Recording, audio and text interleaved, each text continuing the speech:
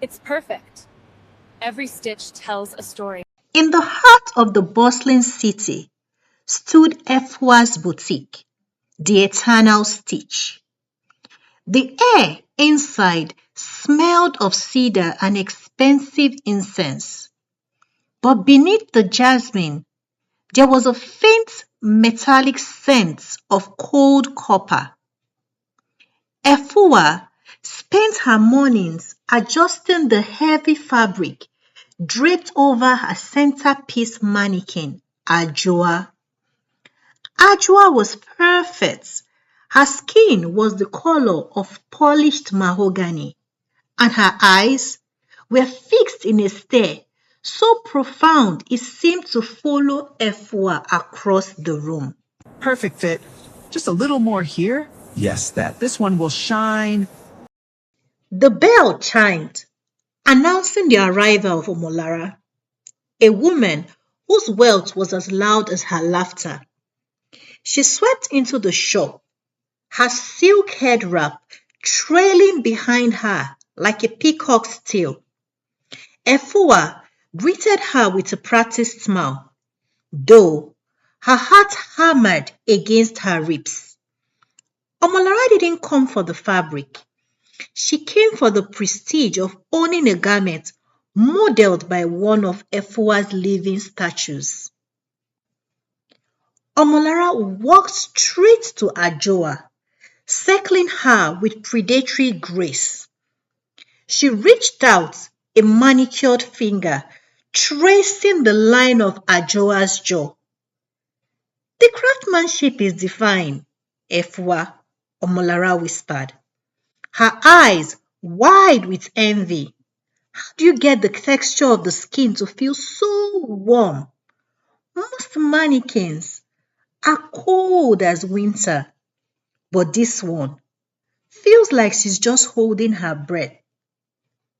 Ajua remained frozen, though the light in the room seemed to flicker in her glassy pupils.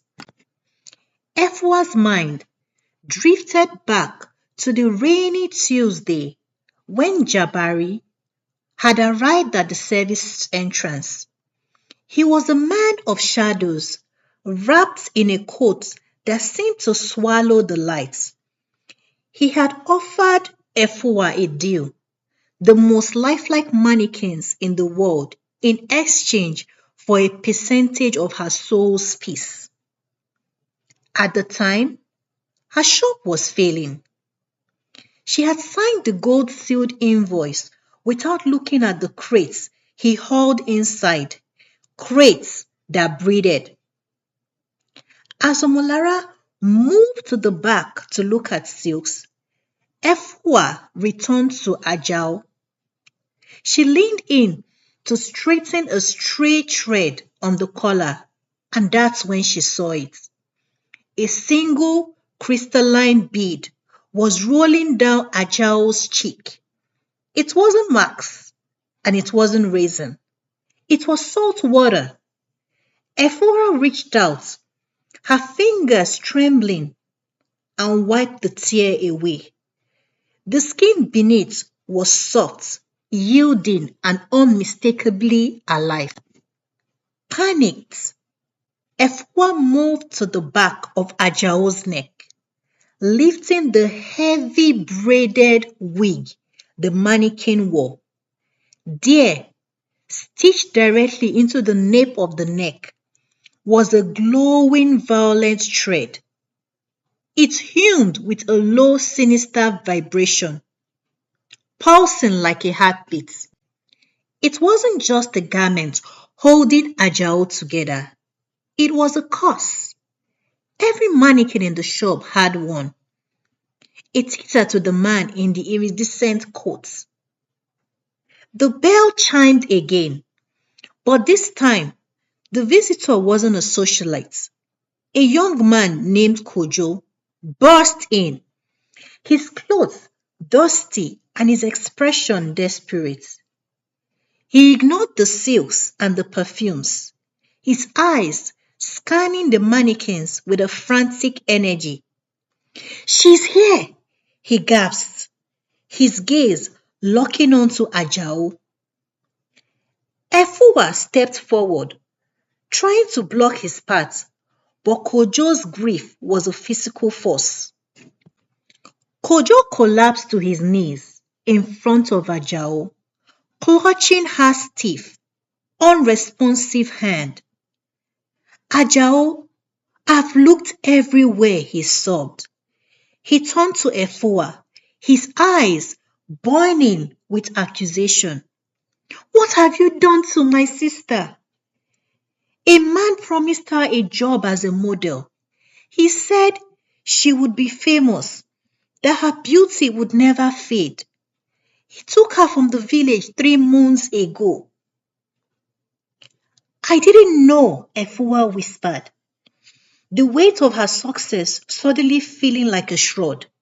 I thought they were arts. She looked at the golden shears resting on her cutting table. They were an heirloom, said to be able to cut through any lie. We have to break the thread, Kojo, but Jabari warned me. If the stitch is broken improperly, the soul stays trapped while the body turns to ash. Efua approached Ajao, the golden shears open and ready to snip the glowing violet thread. Kojo held his sister's shoulders, bracing her for the release. But as the blades touched the magical silk, the temperature in the room dropped to a bone-chilling frost. The front door creaked open, and there stood Jabari, his eyes glowing with the same violent light as the thread. A contract is a contract, Efua, he hissed, and you are behind on your payments. This story teaches us to always read the dotted lines of every contract before we sign. I hope you enjoyed the story. Please like, subscribe, and share.